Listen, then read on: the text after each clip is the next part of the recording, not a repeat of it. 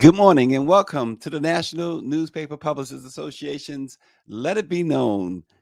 Well, former President Donald Trump has pleaded not guilty to 37 charges related to alleged mishandling of classified documents. Trump's lawyers asked for a jury trial during the former president's arraignment yesterday at a federal courthouse in Miami.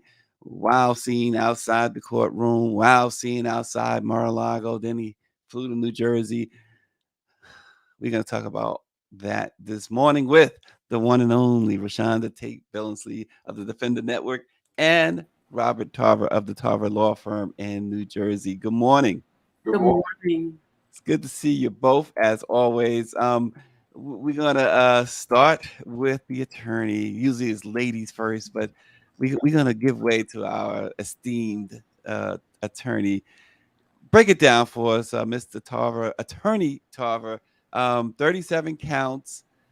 Um, Yesterday's proceedings, why he wasn't, um, he was electronically fingerprinted, no mugshot, released on his own recognizance, along with his alleged co-conspirator. Um, This is Set the this, scene for us, this please. is all very standard stuff. He was not treated any differently than any other defendant in federal court. There are certain crimes under which the federal system says we will allow you to be released on a bond. It's a personal bond, so you're not putting up any money for the most part. And you can go about your business as long as you abide by the conditions of release. So what he did is he went in, he entered his plea of not guilty. We always talk about, oh, he's entered a plea of not guilty. Well, everyone enters a plea of not guilty or there's no case. So he entered a plea of not guilty. He was advised to meet with pretrial services. Pretrial services in the federal system sets the conditions of release. The conditions of release are standard: that you not become involved in any other criminal activity, that you report when you're supposed to report to court. And if you don't do those things that you're required to do under the pretrial release agreement, then you can be brought back into court and you could be thrown into jail. I happen to know that even in Florida, because I tried a case in Florida about a year and a half ago and had a defendant who just violated a minor condition of the federal pretrial release and was brought back and was put in jail for that time period. So everything was really standard yesterday. No one anticipated anything happening inside of the courtroom that would be different. Outside of the courtroom, of course, standard Trump, hoopla, nonsense, and everything else like that. But inside the court, nothing different. He was read. He had the opportunity to receive the indictment, 37 counts, describing his criminal behavior. And of course, as he moves forward through this system, this is going to be a jury trial matter, meaning that he will have 12 jurors decide his fate at some particular point. But before that, there are going to be a series of motions that occur. Now, those motions are going to be in front of this judge that he had the problem with, Eileen Cannon. Not that he had the problem with, but that the DOJ had a problem with, Eileen Cannon. And it's going to be very interesting going forward to see how she handles things. It's interesting too, Rashonda. So the magistrate handled it yesterday, but he said that Trump cannot communicate with his alleged co-conspirator, his buddy, Mr. Norta. But the judge also told prosecutors to make a list of potential witnesses that Trump can't communicate with about the case except through counsel. Um, as a journalist, how interesting do you find those terms? The judge might as well have just said, admit you love Joe Biden. He's not going to follow those. And I understand he's telling him you can talk to him about everything but this case. Yeah. Trump isn't going to follow it. I was, intrigued, and I don't know why that we continue to follow it the way that we did, like the OJ trial, Mhm. the reason he's in office today, because journalists cover him around the clock nonstop. I was happy to see some places didn't cover his speech per se, but then they turned around and recapped everything that he said in it. Yeah, it is interesting. And someone called me yesterday saying, why do you guys even bother? And the thing about it is, as journalists, we cover. We have to cover these things. This is unprecedented. This is something that you just can't ignore. You can look away, but you can't ignore. This is an ex-president. This is someone who is alleged to have committed crimes. Really, not only since he's been out of office, but while in office. Mhm. Yeah, look, we've Um, never seen anything like this, Stacey. We've never seen anyone who is so brazenly open about rejecting the laws of the United States. yeah, We've never seen a group of people who are supposed lawmakers who support that type of activity. We've never seen the courts be used in such a perverse way to be able to avoid justice. We've never seen a person have to appear before so many courts and have to deal with so many legal situations in such a high position. So you've got this confluence of events that makes this thing newsworthy. I mean, we can't ignore it. I don't know how you turn away. You can ignore some of the hyperbole and the lies that Trump continues to tell. And I think that Rashonda's completely right when she says that type of thing should not be covered. But as yeah. far as what goes on in the arraignment and those things like that, we got to cover it. And let's face it, some of the news organizations make a lot of money covering these events. So there's a lot of motivations, I think, in a lot of different areas. Well, I always say this, and I'll say it again. I cover politics. I don't get involved in them. They are just that. This is what it's all about. This stuff that we're seeing now. But Rashonda, I want to say this too, though. I want to highlight this though, because for those, and I saw D.L. Hughley do a dissertation on this, when folks are saying it's a sad day or a dark day. But here's the thing.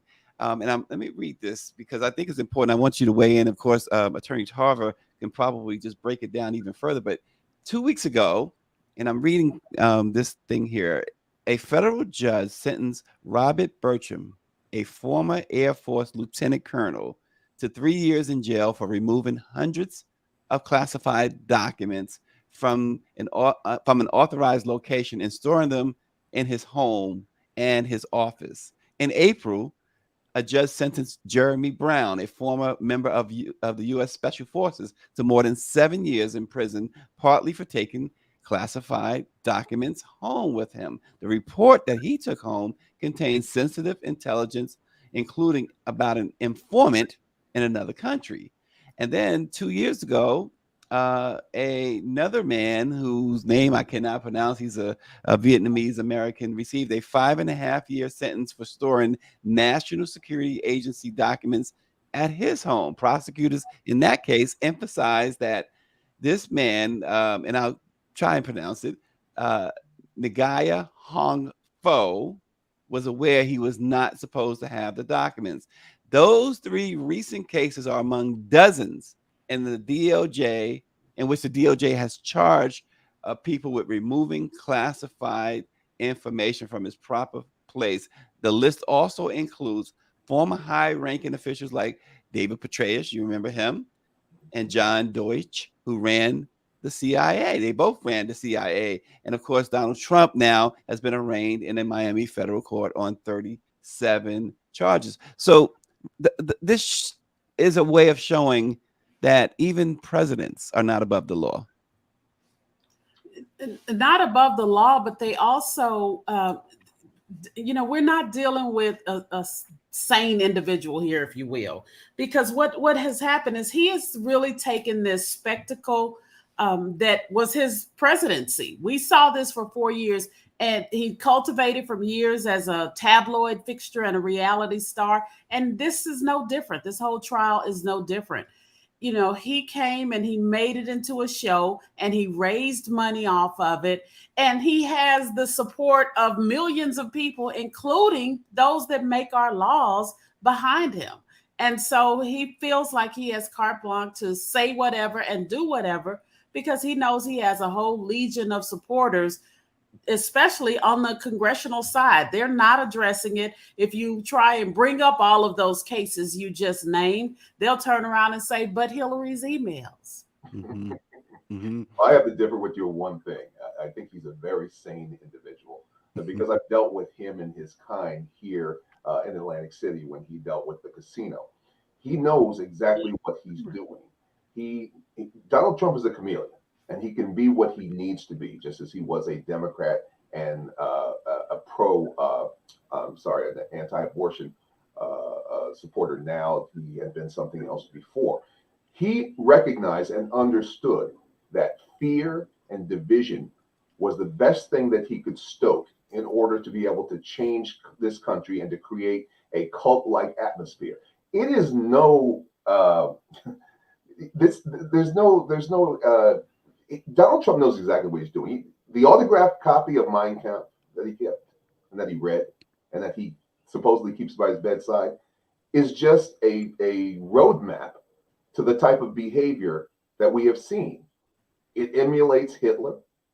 It emulates Mussolini. It emulates all of the fascist dictators that we've seen over the years. And his fascination should have told us a long time ago exactly what he was going to do and exactly how he was going to do it. The only thing that was the strange denominator here is that he had lawmakers, legislators, to follow in lockstep with him, even when they called him out from the very beginning. Look at Lindsey Graham's statements. Mm-hmm. Donald Trump will destroy the Republican Party and will deserve it. Look at everyone else's statements as to what they believed at the time and now where they stand.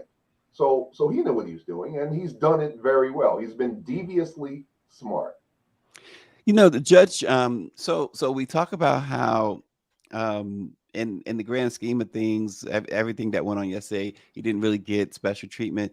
But it's interesting because then we just saw that shot there. The judge didn't place any travel restrictions on him, and he has a private plane. he allegedly has a great relationship with certain foreign countries, including North Korea and Russia. Attorney Tarver, if that were you or me or Rashonda, wouldn't there have been travel restrictions? Well, there could be travel restrictions, not necessarily. I mean, quite frankly, the federal courts are relatively loose in terms of a lot of these restrictions. You have to call sometimes if you're going to travel, but they don't really restrict travel as strongly as you might think with the state courts, because the state courts only have limited jurisdiction, so they don't want you leaving their borders. Federal courts have national jurisdiction, and if necessary, international jurisdiction under extradition laws. So they're not as concerned about that. However, the fact of the matter is, where is Donald Trump going to go that someone is not going to recognize that he's there? He is probably the most recognized individual at this point on the face of the planet. So it probably was not a real issue. No mugshot. They said that, and here was the reason for the no mugshot. They said he's easily recognizable. Look, there's been people with names as big and record. Michael Jackson comes to mind. He had a mugshot, and where could Michael Jackson go and hide? Yeah. Well, again, that's state court procedure. So that's true. I've had federal defendants. They don't necessarily get mugshots in that fashion. There are things that are done through pretrial services. So things are very, very different between the state courts and the federal courts. It may appear that he's getting a lot of leniency here and being treated differently, but I have to tell you, not necessarily so. Yeah.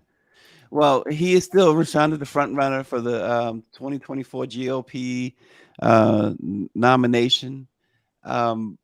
He fundraised the minute the indictment, I should say, was announced. He took in more money, and certainly after his arraignment yesterday, he flew to New Jersey and raised more money. This can you see a scenario, Rashonda, where this is really helping his run? Because really now it seems to come down to one or two things for him: prison or the White House. And that's why he's fighting so hard to get in the White House. And yeah, it is helping him for the moment. It's rallying his supporters. It's getting those people behind him.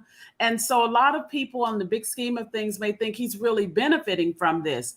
But I would beg to differ, because there has to come a point where independents whose vote he needs are getting tired of this.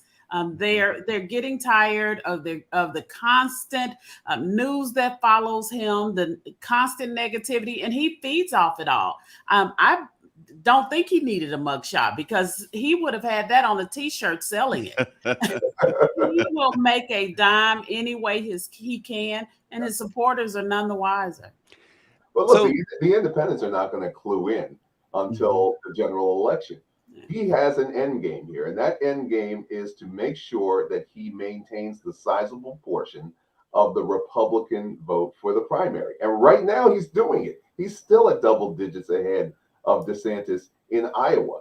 If he continues that trend, if he's able to do that, then he will be the nominee. And that's going to be that's where the problem comes. And Rashawn's completely right, because those independents at that point are like, we've had enough of this show.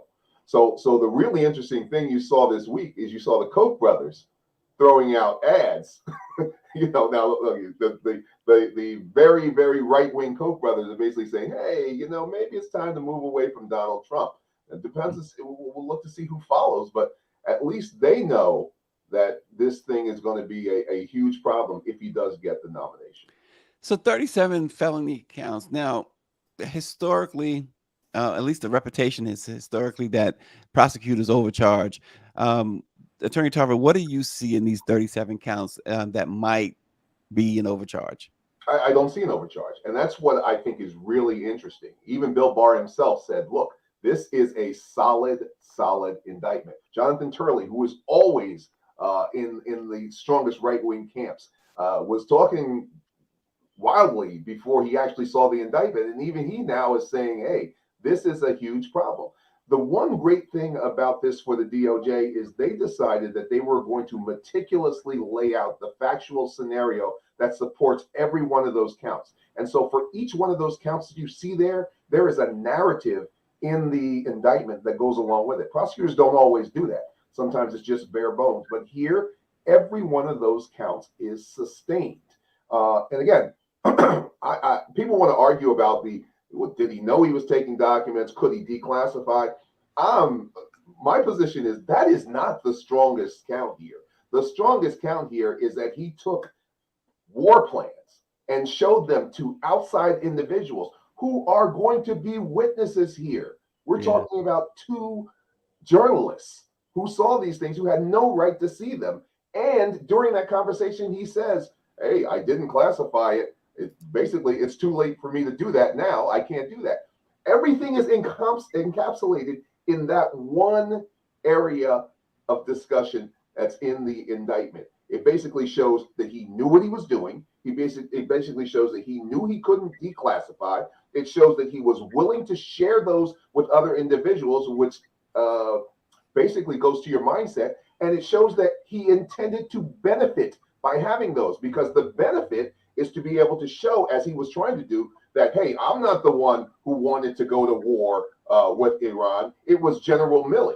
So all of those things are encapsulated in that one incident. And people are getting really, tied up in this whole thing about, well, he thought he could declassify, he thought he could do this or whatever. And he is even trying to deflect. That's what he was doing in Bedminster last night. When he starts talking about, that I can declassify when I want to, no, you're not going to change this around. And journalists have to be strong enough and smart enough and astute enough to stick to the facts of that one four-cornered incident, because that is really the case. Rashonda, so have you seen in your time as a journalist, or even in the history books, we think Richard Nixon comes to mind, obviously, because of his predicament. But did he behave this way? Have we seen someone behave the way that this former president has behaved, as far as, almost stating that he's not almost, but he has stated in the past that he's above the law, that he could, shoot someone on Fifth Avenue, et cetera, and get away with it. But so brazen, I guess. Have we seen this before? No, this is this is that reality TV, social media. He has a platform that we have never seen before. Nixon years didn't have Twitter, didn't have Mhm. Truth Social, and so Trump is taking that, and he is a master at mastering those venues, and so he is using them. He is saying the things to get the people riled up, and that those are the things that worry me. I'm surprised we haven't seen more violence yet, but he knows how to skirt around to incite a January 6th without being able to claim, without being to still be able to claim innocence. He knows exactly what he's doing. So Attorney Tarver, I do agree with him on that. I always say he's crazy like a fox because he knows exactly what buttons to push, how to get the sympathy, and he's riding this train now all the way. He's fundraising before he walks into court. So, Attorney Tarver, a good question is: so we know that this is a lot of firsts, right? Twice impeached, first, first to be twice impeached, first to be found civilly liable in a sexual harassment suit, the first to be indicted by the state, now the first former president to be federally indicted. How might this case affect the other cases that are pending? Well, this case has already affected the E. Jean Carroll case because the judge just recently ruled that now E. Jean Carroll can seek additional damages Yep.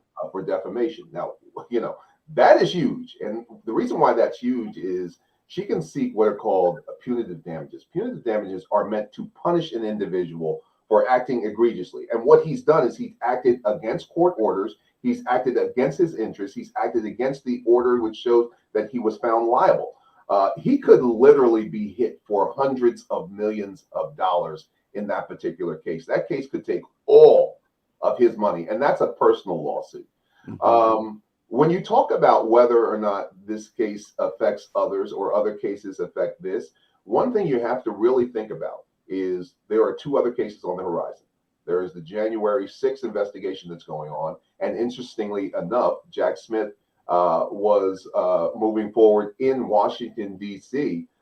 With his team, bringing two individuals who were electors in Nevada in for testimony. So they're not wasting any time. They're moving forward with that. But also on the horizon is the Georgia phone call case with Fonnie Willis.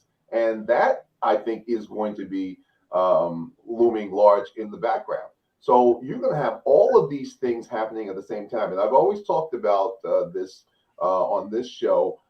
We have a thing called relevant conduct in the federal system. So if you are convicted of something in the federal system, they can take what happened in those other cases, even if you're not adjudicated in those cases, even if they are allegations, and say this is all relevant conduct. And those go against you when a judge decides under the sentencing guidelines whether or not to give you more time or less time. So that's how this case is affected in that way. The real question is, how is it going to be affected if Fonnie Willis moves forward and has an indictment in Georgia at the same time this is going on?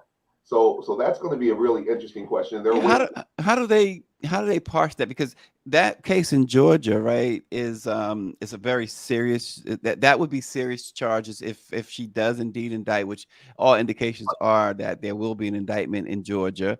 Um, that's tampering with the election or election fraud or something of that nature. But then you have the case, as you alluded to, that Jack Smith has been working on in Washington, the January 6th case, which could inciting a riot. Yeah, that could even lead to treason charges. Charges, like that. You got the case in New York that's they are expected to start next spring, I believe, is the date, March of 2024.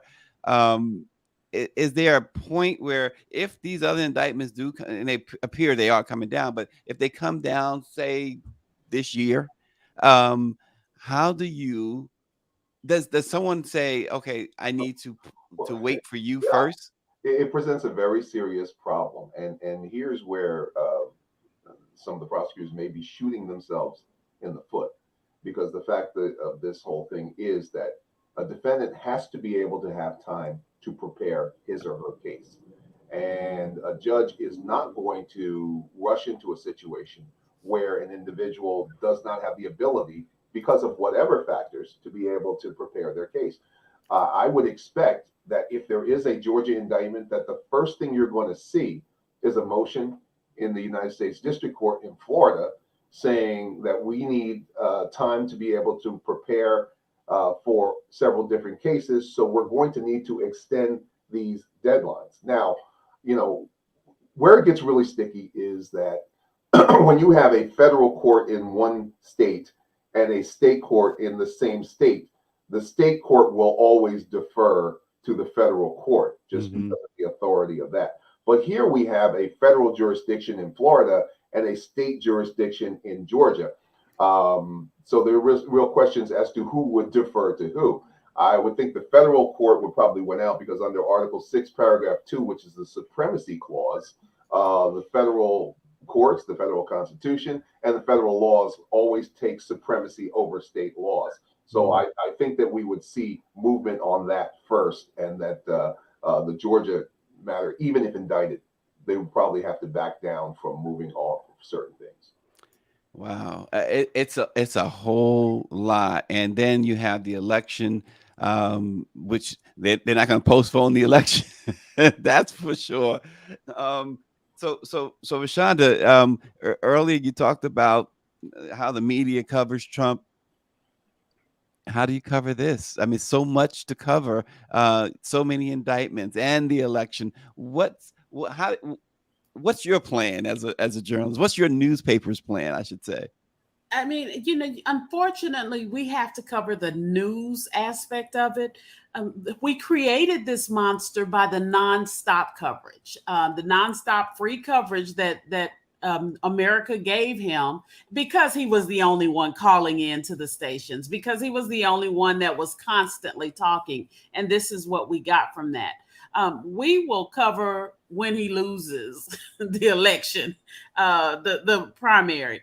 But, we really do. You have to cover the basics. I just think we have to be smart and not cover everything around the clock. Mm-hmm. So Power 96 says I cover it very easily. I turn the channel. So with all of that said, though, Attorney Tarver, we asked you this before.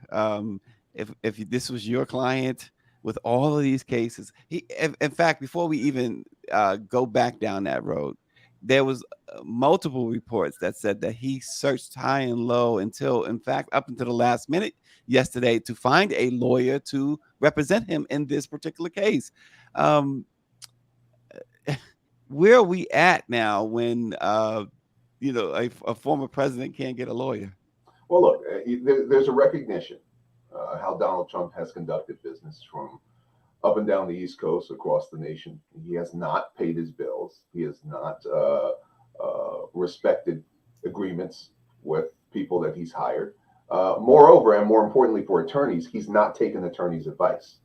And so if you get involved with Donald Trump as an attorney, number one, as we've seen, you risk being in legal jeopardy yourself. Mm-hmm. Number two, if you're going to be with him, you're along for the ride with him. He's actually directing the defense. And the problem with that is that's your reputation as an attorney that goes down the tube. And one thing that teach you from law school on, the only thing an attorney has in his profession is his reputation. And so you have attorneys who may be looking at this and saying, it's not worth it. It's not worth it because this is not a client who's going to do the right thing. This is a client who may put me in legal jeopardy. And why would I do that? Particularly when I don't even know if I'm going to get paid. So, I think that that's a huge issue in terms of trying to get someone. He will, he had Chris Kise. Chris Kise is a good attorney. Chris knows what he's doing. He knows his way around the federal courts. But Donald Trump has not been able to assemble a team here. And you really do need a team of people who are familiar with these types of cases. When you go into a case, you want specialization. You want an attorney who specializes in national security documents, who specializes in the procedures of national security. He's not going to be able to get that, and so he's going to be at a disadvantage. Yeah, and Rashonda, before we wrap up, what might the country look like with a former president on trial during the election, and perhaps a former president in prison? I think he's going to delay this. I think that's the strategy. Use every tactic to delay this until he can't be prosecuted. Because if he wins the election, this whole thing is moot. And so I think that'll be his focus. But I think it is a sad state of the country that we're in, that this is even an option that we're facing. But I don't think he's going anywhere. I don't think his competition is going to call him out. I mean, right now, you have Chris Christie is the only one that's vocal, speaking out against him. Asa Hutchinson kind of straddles the fence, but Chris Christie, now Chris is going all in. But the rest of the candidates, I think journalists need to continue to call them to the carpet to get them to speak out on this. I think they're hoping that Trump silently goes away, but I don't see that happening anytime soon. We saw, and I got to mention this before, and I'm glad Greer also mentioned this. We saw in the crowd blacks for Trump. They were wearing the shirts. We saw a lot of white folks wearing the blacks for Trump. Yeah, Attorney Tarver. Other than money, what else is behind that? Oh, the blacks for Trump? Yes. Well, look, we've discussed this. A lot of people, black people particularly, have been enthralled with the myth of Donald Trump. Remember, the rappers involved him in their videos. He was in whatever that Christmas movie was. I can't even think of the name of it. So he was larger than life. A lot of people attached themselves to that larger than life image.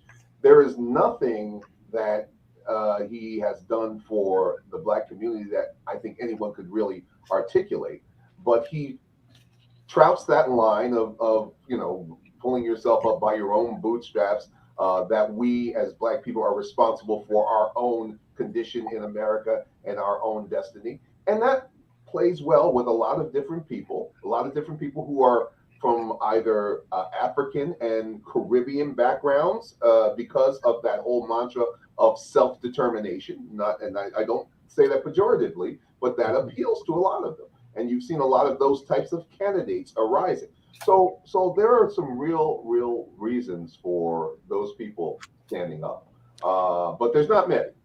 Yeah. You see a lot, and we'll close after this. We see a lot of folks talk about his whether or not he's a loyal person, and and Rashonda, how might that play as they start turning over the witness list and realizing who's on the witness list, and even getting more witnesses in his various cases? Anyone who thinks Trump is loyal has been asleep for the last 4 or 5 years. I think his co-defendant really needs to get his own attorney. I think he's hanging on, hoping, Trump will watch after him. But we know how that goes. So there is nothing loyal about Trump. You know what? I want to tease something before you go, because yes, I think we missed something this week. Donald Trump said something about, he said, and it was in passing. He said, "Oh, I might take a plea if they offered, I think it was like some sort of money or apology or something like that." He said it kind of in passing as a joke. Don't discount that. Yeah. Donald Trump only has 2 ways out of this: either to win the presidency or to take a plea. And a negotiated plea is the only way he could possibly get out of jail time. So I don't think DOJ would allow that, but it's still open. And the fact of the matter is that as long as he has that option and can get away with that cleanly, and he can get away cleanly, because what Donald Trump would say is simply this. He would say, I took the plea and they decided to pay me. There'd be no evidence of it. And he'd tell his throng, well, they're not going to put it in paperwork, but whatever, like that. So I would not discount the whole idea that that his team is talking to DOJ about a potential plea. Well, wouldn't it be Wouldn't it be almost automatic? Obviously, you're a very accomplished attorney. Wouldn't it be almost automatic in cases like this, and in particular, because he has so many cases and so many potential cases that his attorney, one of the early things to do is to say, how do you feel about a plea? Yeah, it would be malpractice not to consider a plea here. Now, whether or not your client would take it or allow you to discuss it or allow you to even go to them, because knowing Donald Trump, he may even have a prohibition against them even going to them, thinking that there is some news value or a detriment in news if they go there and people find out that, hey, they were talking plea. But those conversations tend to be very, very confidential, depending on how they're held.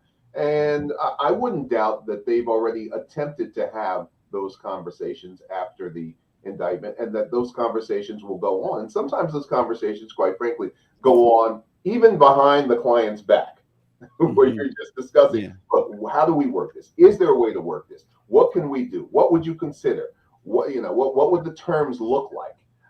And I've done that. Even when the client has said that I'm not interested in plea, no, I'm still working on your behalf. I'm still trying to make something happen. And that's what a Right. good, responsible attorney does. He or she always tries to make something happen on behalf of their client. So I don't doubt that. It's not that you believe your client is guilty, right? It's just in the best interest of the client to listen to all facets, any potential offer. Wouldn't matter. Doesn't matter whether the client's guilty of sin or whether the client is innocent. It depends on what the state can prove and what the risk factor is. And if the risk factor is high enough that you are going to be convicted, I have a responsibility to let you know, as your attorney and as a person who has the experience, that you're probably going to go down. It doesn't matter whether or not you're guilty or not. So with that in mind, my job is to get the best outcome that I can get for you. Now, obviously, in a political situation with Donald Trump, the best outcome may prove to be something a little different in terms of what he wants. But in terms of what we do as attorneys, we're trying to get the best outcome in terms of liberty and liability for our clients. Rashonda, well, both of you, and I'll let Rashonda go first, and then Attorney Tarver on this, just along the lines of the plea. Could you foresee, at the very least, the former president's team offering some sort of plea in which they would not run for president in exchange for not running for president? If something were like that were to happen, I see Trump saying, I'm doing this for the betterment of my country. We've gone through enough. This country is corrupt, and I don't want to continue dragging the people through it. He would go out that way. No way would he go out admitting guilt. Exactly. That is a very astute observation. The way that he would twist this thing around, and put it in that perspective. That's how it would have to be done for him. Power 96 says, salute to the guy in the jail outfit. He stole the show. What you saw in that video there, a guy approached Trump's motorcade in a jail outfit. And of course, he was arrested, later identified as a 61-year-old man. Interesting stuff. Attorney Robert Tarver Law Firm. You gotta, if you're ever in need of an attorney for any reason, just give him a call. I'm sure he doesn't mind me saying that. He probably says, I got enough cases, leave me alone. But but he's the best. And of course, check out the Defender Network and Rashonda Tate. I gotta drop that bill. She paid that bill. Paid in full. Paid in full. Thanks for watching, everybody. And tomorrow we'll have some different news for you. Promise you. See you then. Bye-bye.